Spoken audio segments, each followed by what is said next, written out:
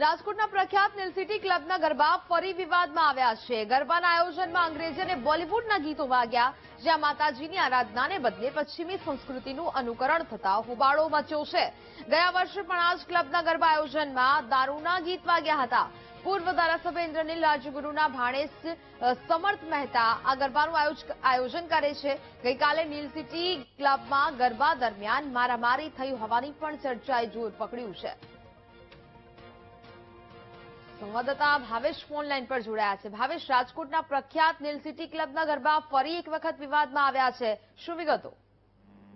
ચોક્કસથી નેહા, નવરાત્રી હાલ ચાલી રહી છે, એવામાં નવરાત્રીમાં આયોજકો ક્યાંક ભાન ભૂલ્યા હોય તે પ્રકારના દ્રશ્યો છે તે રાજકોટમાં જોવા મળી રહ્યા છે। રાજકોટના નામચીન એટલે કે પ્રખ્યાત નીલ સિટી ક્લબ દ્વારા ગરબાનું આયોજન છે તે કરવામાં આવે છે, પરંતુ આ ગરબા છે તે ફરી એક વખત વિવાદોમાં આવ્યા છે, કારણ કે આ ગરબામાં અંગ્રેજી અને બોલિવૂડ ગીતો વાગતા હતા અને ઠુમકા લગાવતા ખેલૈયાઓ નજરે પડ્યા હતા। એક તરફ માતાજીની આરાધના નું પર્વ ચાલી રહ્યું છે અને બીજી તરફ પશ્ચિમી સંસ્કૃતિનું અનુકરણ થતું હોય તે પ્રકારના દ્રશ્યો છે તે રાજકોટમાં જોવા મળી રહ્યા છે।